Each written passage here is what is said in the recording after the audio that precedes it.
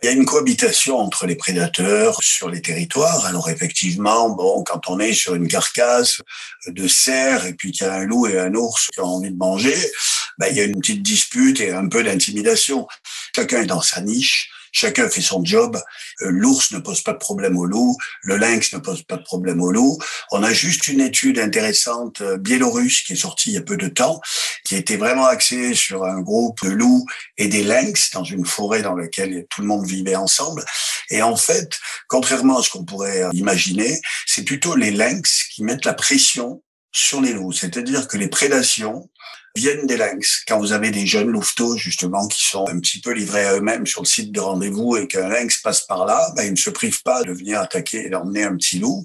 Quand vous avez une louve qui est toute seule au moment de la mise bas dans la tanière, où vraiment plus personne ne vient pendant quelques jours, les autres membres du groupe se tiennent plus loin. Il y a eu des attaques de lynx aussi sur des louves solitaires comme ça. Donc voilà, on peut être un petit peu surpris. On a tendance à parler du grand méchant loup, le groupe, la meute, mais le lynx, en tant que félin, peut mettre une petite pression, qui est une petite pression, je le répète, c'est pas les lynx qui vont faire disparaître les loups, bien évidemment. Et même si les domaines se croisent, évidemment, le loup préfère croiser un lynx qu'un loup qui vient d'ailleurs. Parce que là, on est dans la même espèce et là, on va faire le ménage. Jean-Michel Bertrand est cinéaste animalier. En 2010, ce natif des Hautes-Alpes, baroudeur, buissonnier et photographe, s'est intéressé à l'aigle, dans Vertige d'une rencontre. Ce premier film, sur l'oiseau royal, a été le prélude à une autre rencontre, quelques années plus tard, avec les loups, cette fois. En 2016, c'est la sortie de La Vallée des loups. Mais ce film qui a fait connaître Jean-Michel a commencé bien avant. En effet, il a fallu 3 années d'affût, dans un terrier, avec une toile camouflante et un sursac étanche qu'il nomme cercueil ou chrysalide. Il a fallu 3 ans donc, 3 ans pendant lesquels Jean-Michel est devenu une sorte d'ermite, un sauvage, un Robinson volontaire, très heureux, en prise directe avec la nature. Est-ce l'homme qui guette le loup, ou le loup qui épie l'homme? À la fin, le loup ne se laissera voir que lorsqu'il jugera que l'intrus ne l'est plus. Début 2020, Jean-Michel récidive avec un second long métrage, Marche avec les loups. Cette fois, Jean-Michel suit une meute de jeunes loups des Alpes vers le Jura pour comprendre le comportement de cet animal et surtout sa dispersion, sa manière de coloniser de nouveaux territoires de chasse. Comme les aigles, comme les renards, comme tous les prédateurs, les loups se régulent entre eux sur un territoire en fonction d'abord du gibier disponible. Le loup ne pourra donc jamais pulluler, mais en revanche, il a vocation à se disperser, à coloniser. Il en est ainsi depuis l'aube des temps, partout dans le monde, là où les loups survivent, dans les grands espaces. Pour ce premier épisode, nous allons d'abord nous familiariser avec cet animal, sa biologie et ses codes sociaux raffinés et complexes. Loup, y es-tu? Chapitre 1, c'est parti. Salut Jean-Michel. Salut Marc. Tu es dans ton fief, dans ton nid d'aigle de la vallée du Champsaur. C'est pas loin des Écrins. Tu es dans les Hautes-Alpes. Voilà, donc tu es Jean-Michel Bertrand. Tu es un type qui a beaucoup baroudé, tu as beaucoup voyagé, tu as fait beaucoup de films indépendants, des films de voyage, des conférences pour la télé, etc. Quand le loup est revenu en France, c'était en 92 dans le Mercantour, la toute première fois, ça a déclenché quelque chose chez toi. Et tu t'es passionné pour cet animal et depuis tu es devenu un spécialiste du loup et en tout cas tu as fait 2 films sur cet animal. En 2017, tu as fait un film qui s'appelle La Vallée des loups et en 2020, tu as fait un autre film qui s'appelle Marche avec les loups. Est-ce que ces renseignements liminaires basiques sont exacts, cher Jean-Michel? Oui, les renseignements sont exacts. Les Hautes-Alpes, la vallée du Champsaur, le massif des Écrins, les voyages. En revanche, j'ai une petite réserve sur le spécialiste du loup. Je me méfie toujours beaucoup de ça parce que on est dans un pays ou même dans un monde actuellement où il y a beaucoup de spécialistes autoproclamés. Donc je me méfie de ça. Je suis un passionné du loup, ça te suffit. Je te connais indirectement grâce à Stéphanie Baudet qui est déjà passée dans Baleine sous gravillon. Le lien entre vous deux, c'est Marie Amiguet qui est aussi passée dans Baleine sous gravillon, qui est aussi une passionnée des loups et qui fait des films avec toi. C'est ta cadreuse, si j'ai bien compris, c'est ta directrice de la photo. Vous vous connaissez et c'est grâce à cette gentillesse et à cette viralité que j'ai la chance de te parler aujourd'hui.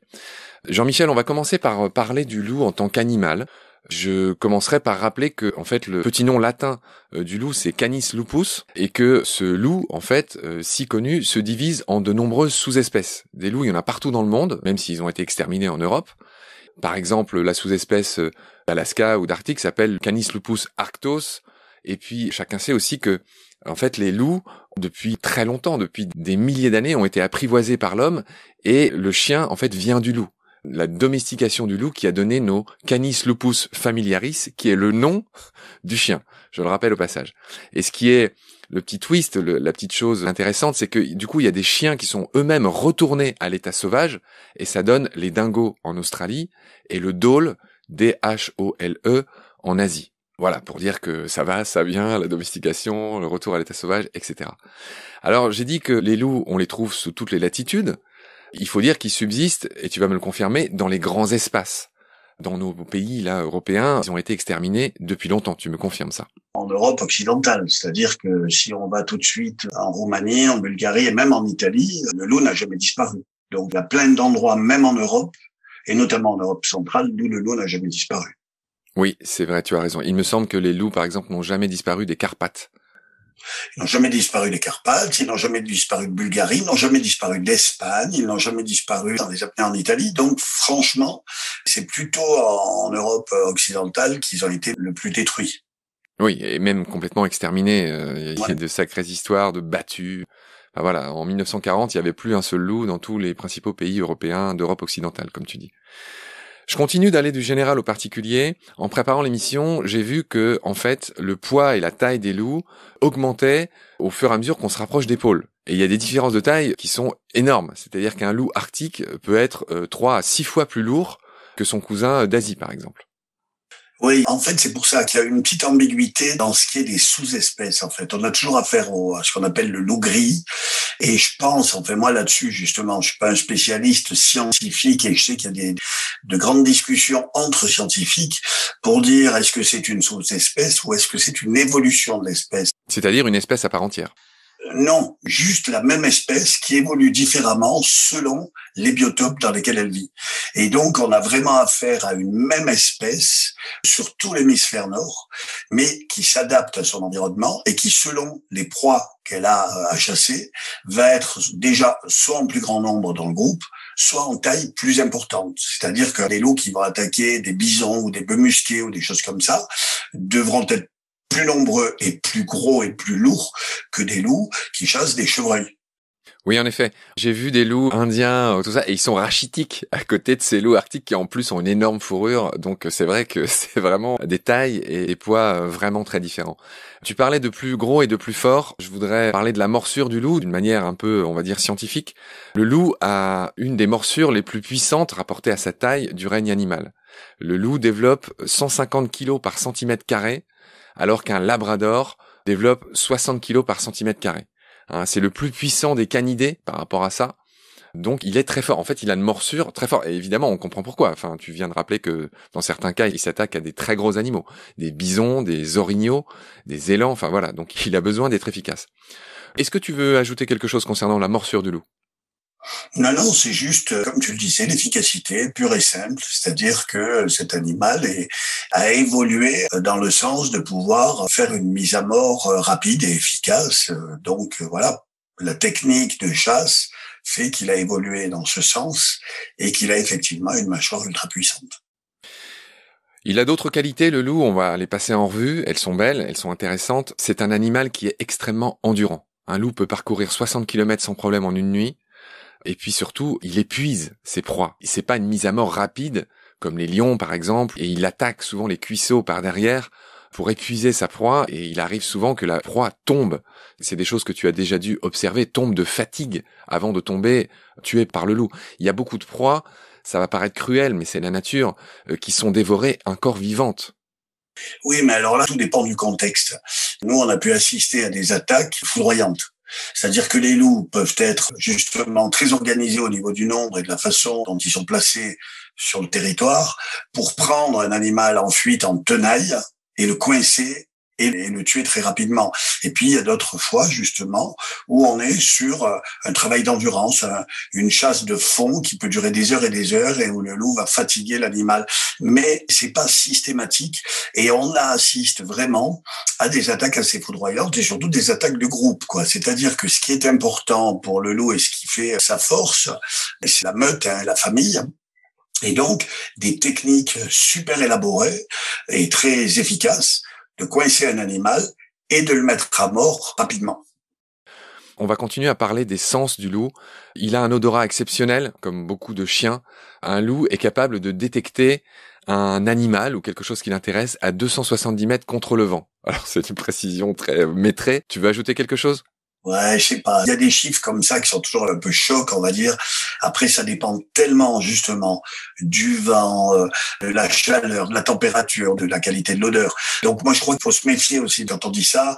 En général, contre le vent, c'est quand même très compliqué de capter des odeurs, mais on doit admettre que le loup a un odorat exceptionnel et qu'en revanche, dans le calme ou avec vent favorable, là, il peut vraiment capter des odeurs à plusieurs centaines de mètres. Donc là, c'est énorme. Après, si vous avez un vent ultra violent de face contre lui, il aura du mal.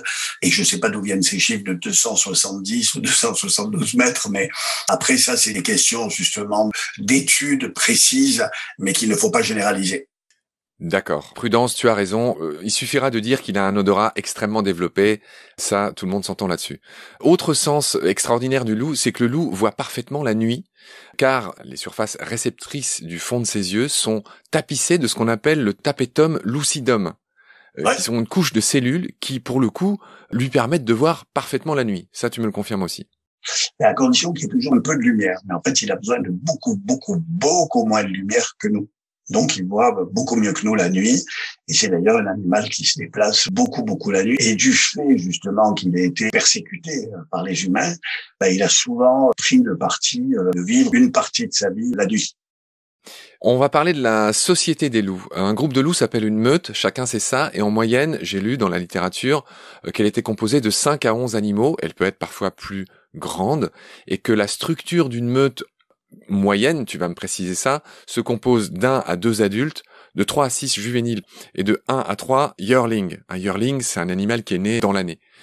Est-ce que déjà tu me confirmes cette composition type d'une meute ? C'est encore plus simple que ça. Une meute, c'est vraiment une famille. Donc, c'est vraiment 2 adultes. C'est 2 adultes reproducteurs. Une femelle et un mâle. Ça, c'est la base. Et à partir du moment où on a un couple reproducteur, on a une meute. Et après, selon les territoires, justement, selon les disponibilités en proie, en nourriture, vous aurez des meutes plus ou moins importantes. Et donc, vous pouvez vraiment avoir des meutes de 3 individus, 4 individus, c'est-à-dire les parents et puis un jeune ou 2 jeunes, et au contraire, des meutes beaucoup plus importantes.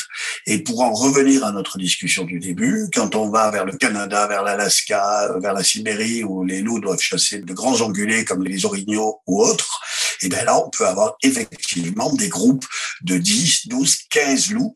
Donc, toujours le couple dominant qui est le pivot, c'est les parents. Et puis des jeunes qui restent avec eux et des subadultes qui restent aussi. Et donc, c'est vraiment, et c'est là que ça devient fabuleux. Moi, c'est là que les loups me font complètement kiffer. C'est dans leur façon, justement, de s'adapter à leur territoire et aux disponibilités de nourriture. Et donc, il n'y a pas de règle précise. La règle, c'est vraiment le couple et ensuite le nombre varie. Une dizaine, une douzaine d'individus, c'est vraiment dans les pays comme l'Alaska, la Sibérie et autres. Ici, si on parle de chez nous, en France, en Europe et dans les Alpes en l'occurrence, les groupes, en général, les meutes, c'est 3, 4, 5. Si on a 6 individus en permanence, c'est déjà énorme. Parce qu'il y a une chose qu'il faut bien comprendre, qui est très importante, c'est que vous avez le noyau dur, c'est-à-dire la meute permanente, les parents et les jeunes qui restent avec eux, mais après, il y a des petits. C'est-à-dire que la femelle, au mois de mai, va mettre bas, elle va faire 5, 6, 7 petits. Donc, effectivement, s'il y a 5 loups en permanence dans le groupe et qu'il y a 7 petits, ça va monter à 12. Mais ces 12 loups vont rester même pas une année ensemble parce que l'année d'après, au moment où la femelle va mettre bas à nouveau, il y aura eu un phénomène de dispersion dont on pourra parler qui fait que l'équilibre sera toujours maintenu et qu'il y aura toujours 5 loups, par exemple. Tu as fait l'enchaînement que je souhaitais, que j'espérais. On va parler un tout petit peu de la dispersion. Les 2 facteurs principaux sont la maturité sexuelle qui est atteinte par les animaux, et puis aussi la concurrence dans la meute quand la nourriture se fait plus rare. Parle-nous un peu de cette dispersion. La dispersion, c'est vraiment l'équilibre du groupe de la meute. Et en fait, là aussi, il y a plein de mystères autour de cette dispersion. C'est-à-dire qu'effectivement, ça peut jouer sur la maturité sexuelle, sur les rapports de force qui se jouent dans le groupe. Et en fait, vous avez des jeunes loups qui vont partir bien avant l'âge de 1 an. C'est-à-dire qui sont nés par exemple au mois de mai et qui vont partir dès le mois de décembre. Et puis d'autres loups, qu'on l'on appelle les tanguis, et qui vont rester 2-3 ans avec leurs parents parce qu'ils sont soumis, parce qu'ils sont bien dans le groupe. En fait, ce qui est important de savoir, c'est que le groupe reste toujours le même au niveau du nombre. Quand on est sur un groupe de 4 loups, il y aura toujours 4 loups. Après, il y aura les petits, dont je parlais tout à l'heure, mais le groupe fixe sera 4 loups. Quand c'est 6 loups, ce sera toujours 6 loups. Ça, c'est l'équilibre biologique qui en fait dépend de la quantité de nourriture disponible sur le territoire. Et vraiment, le phénomène de dispersion nous montre que les loups ne pulluleront jamais.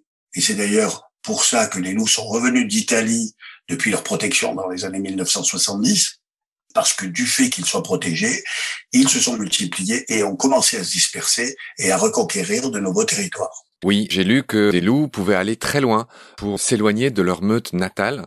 Il y en a qui font 600 km et c'est un peu comme ça que les loups sont revenus, par exemple, d'Italie en France. C'est les loups italiens qui sont arrivés pour la première fois dans le Mercantour en 92. Tu peux nous en dire un mot ? Ouais, exactement. C'est ce phénomène, les loups qui n'avaient pas disparu, donc des Abruzzes et de tout ce massif des Apennins, ont été protégés. Du coup, évidemment, ils se sont multipliés beaucoup plus tranquillement et il y a eu ce phénomène naturel de dispersion. Et c'est comme ça que les loups ont reconquis tous ces territoires qu'ils avaient abandonnés et d'où ils avaient disparu. Et quand tu disais 600 kilomètres, on a eu des loups, même en Europe, qui parcouraient plus de 2000 kilomètres. Des loups qui ont été équipés de colliers GPS et qui ont parcouru plus de 2000 kilomètres, c'est-à-dire des trucs complètement incroyables. Ok, donc voilà, on est toujours sur cette idée d'endurance, de territoire. Donc le loup est un animal très territorial, chaque meute a un territoire qu'il parcourt inlassablement à la recherche de proies. Et il y a quelque chose que j'ai appris aussi en préparant l'émission, c'est que on dit souvent que l'homme est un loup pour l'homme, mais le loup est un loup pour le loup dans la mesure où c'est un animal très territorial, comme je le disais. Et une étude menée au Minnesota et en Alaska a montré que si on prend l'ensemble des décès de loups, il y a beaucoup de loups qui meurent tués par d'autres loups pour des conflits de territoire. Est-ce que tu me confirmes cette donnée ? Ah oui, c'est tout à fait propre des grands prédateurs, c'est-à-dire qu'ils se régulent et qui sont très territoriaux pour ne pas être trop nombreux justement et pour ne pas taper trop dans la caisse, si j'ose dire. Je le dis d'ailleurs dans mon film, le premier ennemi du loup, ce sont les autres loups. Ça, c'est vraiment la base. Après, il y a les humains, enfin, et tout ça, mais le premier ennemi du loup, ce sont les autres loups, effectivement. Ouais, effectivement, il fallait le dire. Après la guerre, on va parler un peu d'amour, cher Jean-Michel. Le loup est monogame et un couple de loups, si tout va bien, si l'un des deux ne meurt pas, reste ensemble pour la vie. Si l'un des deux meurt, le conjoint, entre guillemets, se remarie. C'est juste, cette donnée ? Ouais, c'est quelque chose que l'on observe d'ailleurs même aussi chez les aigles royaux, c'est-à-dire qu'en général, justement, sur ces prédateurs qui sont au sommet de la chaîne alimentaire, on a une stabilité du couple, mais il ne faut pas trop aussi le transférer à nous, les humains, avec mariage, etc., parce qu'en fait, le couple dominant est dominant et reste ensemble tant qu'il est assez fort pour tenir le groupe. Et il peut être remis en cause par de jeunes loups qui veulent prendre leur place. Donc, en fait, il y a quand même un risque, c'est-à-dire que ce n'est pas parce que les loups sont dominants et ensemble en couple qu'ils vont rester pendant 10 ans les chefs de la famille. En général, ça dure 2, 3, 4 ans, peut-être 6 ans maximum. Mais au bout d'un moment, il va y avoir une remise en question et une provocation qui peut évidemment amener à remplacer ces dominants. C'est bien compris. Tu as dit tout à l'heure qu'il existait des loups tanguis. J'ai bien aimé cette expression. Chacun voit à quoi ça fait référence, ceux qui se plaisent et qui restent longtemps au crochet des parents. Il existe aussi des loups Casanova. C'est le nom que les scientifiques leur ont donné. Et ce sont des loups mâles qui ne fondent pas tout de suite de meute et qui viennent s'accoupler avec les filles d'un couple alpha. Voilà, c'est ça les loups Casanova. En gros, c'est ceux qui traînent un peu et qui viennent se servir, qui viennent se reproduire aux marges d'autres meutes. Alors ça, c'est assez compliqué. Voilà, là, on est vraiment sur les grands questionnements des scientifiques parce qu'on se rend compte que la reproduction des loups est vraiment liée à la territorialité Et effectivement, on a des jeunes loups qui se retrouvent, mais en général, quand on a un couple qui se forme justement avec un jeune, comme tu l'appelles Casanova, qui vient fricoter avec une femelle du groupe, ça emmène souvent à leur départ. Parce qu'on ne peut pas avoir deux reproductions sur un même territoire. On ne peut pas avoir le couple, on va dire, dominant qui se reproduit, et puis un des jeunes qui se reproduit sur le même territoire. Là, déjà, il y aurait beaucoup trop de loups, et déjà, ça mettrait le bazar. Donc là, ça enclencherait une guerre, et donc ça implique évidemment un départ. On est un peu dans les amours, dans tout ce qui est reproduction. Alors, une fois que les loups se reproduisent, il y a un phénomène qui existe chez d'autres animaux sociaux qui s'appelle la garde alloparentale. Ça veut juste dire que il y a des nounous qui s'occupent des louveteaux quand la mère n'est pas disponible. On observe très régulièrement, oui, ce phénomène de subadultes, donc de jeunes loups, et souvent des femelles, qui s'occupent des jeunes. Et en fait, on se rend compte, c'est vrai que les loups sont très familiaux, hein, c'est le clan, la famille, tout est fait pour emmener les jeunes dans les meilleures conditions possibles à l'âge de l'indépendance, un peu comme chez nous, les humains. C'est ça qui nous rapproche d'ailleurs des loups, hein. Et quand les adultes partent chasser, par exemple, on observe souvent ce phénomène de loup subadultes ou de louve subadultes qui s'occupent des jeunes et qui d'ailleurs leur apprend plein de choses. C'est-à-dire au travers du jeu, ces subadultes leur apprennent à ritualiser, à se comporter, les règles en fait de comportement qui évitent le combat et qui évitent la violence, parce qu'en fait ce sont aussi beaucoup de symboles et de postures qui font que tout ça reste dans un équilibre précaire. Et donc, c'est quelque chose qui existe, évidemment, c'est nono, et souvent, donc, je le répète, de jeunes femelles. Mais après, moi, j'ai constaté sur le terrain que ces jeunes loups, quand ils sont à cet endroit que l'on appelle le site de rendez-vous, c'est-à-dire quand vous avez 5 ou 6 louveteaux qui ont 2, 3, 4, 5, 6 mois, qui ne sont pas capables de suivre les adultes dans leurs errances, dans leurs chasses sur le territoire, ben, ils vont rester au même endroit, à attendre que les adultes leur amènent à manger. C'est ce qu'on appelle le site de rendez-vous. Et alors parfois, vous avez donc ces jeunes femelles qui s'occupent d'eux, et puis parfois, ils sont vraiment livrés à eux-mêmes. C'est-à-dire que c'est aussi une vie rude pour eux. Et donc là aussi, ça fait partie d'une forme de sélection naturelle. On n'est pas dans le sentimentalisme pur, quoi. Tu viens d'y faire référence, Jean-Michel, tu as évoqué la communication, et c'est ce à quoi on vient maintenant. Le loup est un animal qui a une communication qui est très intéressante, qui est complexe, à base de posture du corps, déjà, ensuite d'expression faciale, d'expression du visage, hein, les babines retroussées, les oreilles par derrière, la position de la queue est importante, chacun en a l'intuition, hein, la queue entre les jambes, c'est même une expression que tout le monde emploie, et puis il y a aussi un mot que j'ai appris en préparant l'émission, la piloérection, c'est-à-dire le fait de tout simplement hérisser les poils. Voilà. Et donc, chez les loups, il y a beaucoup d'expressions. Je viens d'en donner les 4 modalités principales. Tu me le confirmeras dans un instant. Et surtout, il y a ces attitudes de soumission active ou passive. Je veux bien que tu m'expliques comment ça se passe, la soumission. On a bien dit, hein, il y a un couple alpha et donc les autres qui se soumettent. Ça ressemble à quoi, la soumission active et passive d'un loup? Ben en fait, ça ressemble vraiment à des codes sociaux. C'est-à-dire que justement, pour permettre un équilibre et que ce ne soit pas le bazar en permanence et qu'il y ait des provocations et des bagarres incessantes, on a des postures, on a des positions, on a des rituels qui montrent la place de chacun. Et là, on a un côté aussi très pratique, on va dire très pragmatique, c'est-à-dire que d'une part, on a la femelle dominante qui là, moi, c'est quelque chose que j'ai vraiment remarqué sur le terrain et que les scientifiques remarquent de plus en plus. C'est vraiment la femelle dominante qui choisit les territoires de chasse, qui navigue, qui choisit d'aller ici ou là. Donc, il y a un côté très matriarcal. Le mâle dominant, qui est plus costaud physiquement, a tendance à pratiquer la mise à mort, c'est-à-dire que ce sera lui qui va aller au turbin pour tuer l'animal de par sa force physique, tout simplement. Et puis les autres vont aider. Puis après, il y a tout un système des premiers qui peuvent se nourrir et ceux qui viennent en dernier. Et donc tout ça est complètement rythmé par ces fameuses postures, par tous ces rituels. C'est un langage, qui n'est pas le langage humain, bien sûr, mais qui est très, très, très vaste et assez infini et qu'on ne connaît d'ailleurs pas complètement, évidemment. D'accord. Ce que j'avais lu, c'est que la soumission passive, c'est quand l'animal se met sur le dos et se laisse renifler le périnée par le dominant. Et la soumission active, c'est quand le soumis vient lécher le visage et les oreilles du maître de la meute. C'est aussi une modalité que tu as observée? Ah oui, complètement. Là, on est vraiment dans des rituels, on va dire, basiques, qu'on retrouve d'ailleurs chez les chiens, hein, qui descendent tous, bien sûr, des loups. Et donc, le fait de se mettre sur le dos, pattes écartées, et puis de se donner complètement au dominant, c'est cette fameuse domination passive. Et puis, il y a aussi cette soumission de venir lécher les babines. Et ça, c'est très lié aussi à la régurgitation. C'est-à-dire que les adultes, quand ils ramènent de la nourriture, ramènent des morceaux de viande, mais ils ramènent aussi beaucoup de viande dans leur estomac qu'ils vont régurgiter. Et en fait, les louveteaux vont venir lécher les babines, faire cette fameuse soumission active pour déclencher le réflexe de régurgitation des adultes. Donc, ça montre bien sûr une soumission parce qu'ils dépendent des adultes en se comportant comme ça pour être nourris et pour survivre.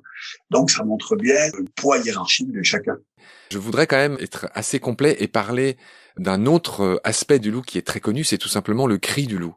Tout le monde a en tête le son que ça fait. J'étais surpris d'apprendre que le mâle n'a pas exactement le même cri que la femelle, d'une part. Et puis après, on va parler des dialectes, parce qu'il y a des dialectes différents.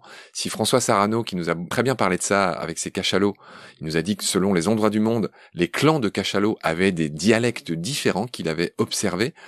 Est-ce que toi-même, tu as constaté, c'est ma double question, que les mâles chantent pas pareil que les femelles, d'une part, et que les meutes de loups ont des dialectes suivant les régions où ils sont? Ah oui, absolument. Puis bon, le mâle, la femelle, les jeunes, les subadultes, en fait, ça c'est pareil, c'est des langages très complexes. Et comme le dit François, d'ailleurs, à propos des cachalots, on a non seulement des variations de voix et des dialectes qui changent selon la position géographique et les régions, mais on a des cultures. Alors ça, on pourra peut-être en parler ou pas, mais en fait, c'est complètement lié. C'est-à-dire que chaque groupe de loups a une culture propre. Et ça, c'est très important. Et c'est François Sarano qui m'y fait penser, parce qu'il parle beaucoup de ça à propos des cachalots. Et on a des cultures propres, des langages propres. Mais tu sais, pour faire un petit clin d'œil, on a des dialectes aussi chez les passereaux. C'est-à-dire que les pinsons des arbres, selon les régions dans lesquelles ils vivent, chantent différemment. On a des accents, on a les Marseillais, on a les Nordiques, ça existe. Et donc, pourquoi pas, évidemment, chez les loups. C'est quelque chose de quelque part tout à fait naturel. J'ai bien aimé ce que tu as dit sur les pinsons et sur les accents, les Marseillais, les Marseillais dans les arbres. Ok. Voilà, je voulais dire que le cri du loup, on l'entend très loin, hein. Le cri du loup peut porter à 130 km. Bon, tu vas me dire que ça dépend du vent, de beaucoup de choses. Ok, on va dire que c'est une moyenne. Le cri du loup s'entend très très loin. J'ai lu que les mâles émettaient un son proche du O et que les femelles étaient plus proches du U. Je ne sais pas si cette précision te parle. Alors ça me parle pas vraiment, parce que là, je pense que c'est vraiment des acousticiens. D'ailleurs, c'est tout à leur honneur et c'est passionnant de travailler comme ça d'un point de vue très pointu sur les fréquences, on va dire. Alors moi, je l'ai jamais perçu comme ça. Mais ce qu'il faut dire, c'est que, évidemment, on arrive vraiment à discerner les individus, et il faut dire que le chant des loups, les hurlements, sont un mode de communication parmi d'autres. Le principal mode de communication, c'est quand même souvent l'olfactif, c'est-à-dire que les loups passent leur temps à naviguer sur leur territoire et aux frontières de leur territoire pour poser des pipis et des cacas qui attestent de leur présence et qui préviennent les autres qui, en général, s'arrêtent net. D'ailleurs, quand on voit l'étude qui a été faite dans le Manitoba dont tu parlais tout à l'heure, l'étude a été faite sur 5 meutes de loups qui étaient équipés de colliers GPS et chacun avait une couleur, on va dire, et on avait tous les déplacements de ces 5 meutes et il y avait des frontières hyper nettes. C'est-à-dire que les frontières des territoires qui sont d'ailleurs délimitées par les pipi-caca et par l'interdiction de franchir cette frontière, elles sont aussi nettes que les frontières des pays des humains. C'est quand même un truc incroyable. Et j'invite les gens à rechercher sur Internet cette carte absolument incroyable, où on voit les 5 meutes, il y a du bleu, du jaune, du vert, du rouge, etc.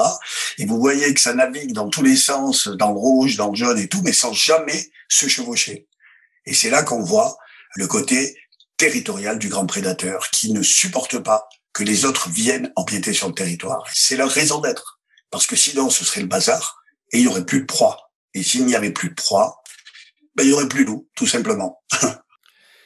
On a dit que les loups se régulaient entre eux, tu viens encore de le préciser à l'instant. Je voudrais que tu me parles des rapports de ces grands prédateurs avec d'autres gros prédateurs comme les ours.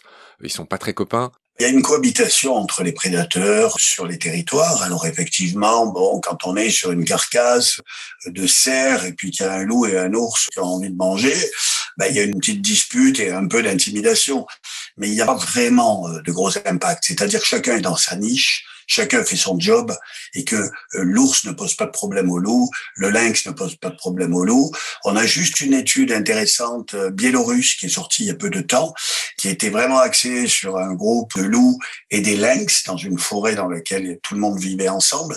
Et en fait, contrairement à ce qu'on pourrait imaginer, c'est plutôt les lynx qui mettent la pression sur les loups. C'est-à-dire que les prédations viennent des lynx. Quand vous avez des jeunes louveteaux, justement, qui sont un petit peu livrés à eux-mêmes sur le site de rendez-vous et qu'un lynx passe par là, ben, il ne se prive pas de venir attaquer et d'emmener un petit loup. Quand vous avez une louve qui est toute seule au moment de la mise bas dans la tanière, où vraiment plus personne ne vient pendant quelques jours, les autres membres du groupe se tiennent plus loin. Il y a eu des attaques de lynx aussi sur des louves solitaires comme ça. Donc voilà, on peut être un petit peu surpris. On a tendance à parler toujours du grand méchant loup, le groupe, la meute, mais le lynx, en tant que félin, peut mettre une petite pression, qui est une petite pression, je le répète, c'est pas les lynx qui vont faire disparaître les loups, bien évidemment, mais une petite pression comme ça et quelques prédations. Mais la cohabitation entre tous ces prédateurs se fait de façon naturelle parce que, je le répète, chacun est sur sa niche, chacun est sur son domaine, et même si les domaines se croisent, évidemment, le loup préfère croiser un lynx qu'un loup qui vient d'ailleurs. Parce que là, on est dans la même espèce et là, on va faire le ménage. Ouais, merci pour ces précisions. Je l'ignorais, ces histoires de lynx qui mettent la petite pression. J'ai envie de dire qu'il va bien. Tout ça se régule dans la nature. Tu l'as dit, chacun fait son job. Et donc ça s'est précisé. Est-ce qu'il y a d'autres aspects du loup, on va dire généraux, Jean-Michel, que tu voudrais souligner avant qu'on se dise au revoir pour ce premier épisode ? Ce qui est important de savoir, et je crois qu'il faut le dire et le redire, parce qu'on est dans une civilisation qui croit toujours que tout le monde va pulluler, qu'il y aura trop de loups. Ce qui est pour moi hyper important, en conclusion, c'est que les loups ne seront jamais trop nombreux sur les territoires. On le dit, on le redit, ça se passe chez les aigles, ça se passe chez les lynx, ça se passe chez tous les prédateurs. En fait, la survie des loups dépend des disponibilités en nourriture. Et donc, les loups ont cette faculté, qui est biologique, comme tous les grands prédateurs qui sont au sommet de la chaîne alimentaire, de préserver la ressource. Selon un terme un petit peu cliché, ils préservent la ressource. Donc, ce ne seront jamais les loups qui feront disparaître les ongulés. Et le nombre de loups, je le redis, on en a parlé tout à l'heure, mais je pense que c'est vraiment important, le nombre de loups sur un territoire dépend de la disponibilité en nourriture. C'est-à-dire que là-dessus, nous n'avons rien à faire. On n'a qu'à observer ces grands équilibres biologiques qui fonctionnent depuis des millions d'années, qui fonctionnent depuis avant l'arrivée des humains, et qui, pour moi, devraient nous faire réfléchir. Sage parole, Jean-Michel. On arrive au terme de ce premier épisode. Je te remercie beaucoup de m'avoir accueilli chez toi, dans les Hautes-Alpes, pas loin des Écrins, dans cette vallée, je vais essayer de bien le dire, du Champsaur. Ouais, c'est ça, bravo. C'est bon, merci. Et je te remercie, je te dis à bientôt pour le deuxième épisode. Salut Jean-Michel. Merci pour ton invitation, salut.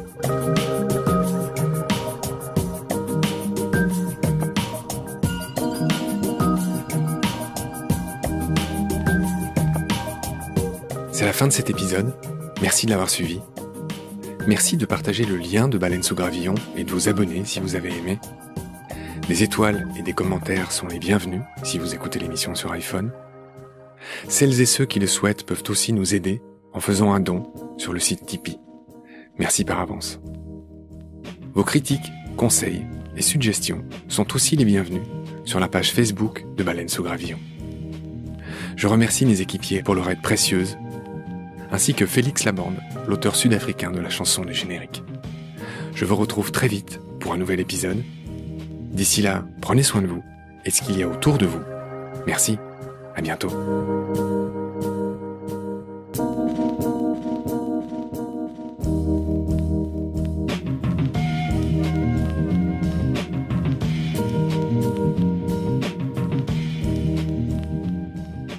Une annonce.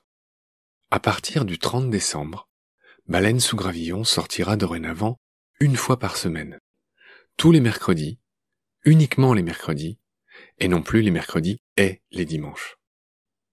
Concrètement, vous n'aurez plus à attendre le dimanche pour écouter la suite d'un épisode, et vous aurez désormais toute la semaine pour écouter les nouveaux épisodes de Baleine sous Gravillon. Un conseil maintenant, je vous recommande chaudement d'écouter les secondes parties qui contiennent souvent la quintessence de la thématique de la semaine. La première partie étant la plupart du temps dédiée au contexte et aux généralités. Si je vous dis ça, c'est que j'ai constaté que les secondes parties sont en moyenne un tiers moins écoutées, alors qu'elles vont en général beaucoup plus loin que les premières, dont elles sont l'aboutissement. Merci en tout cas pour votre fidélité, et très bonne fête de fin d'année.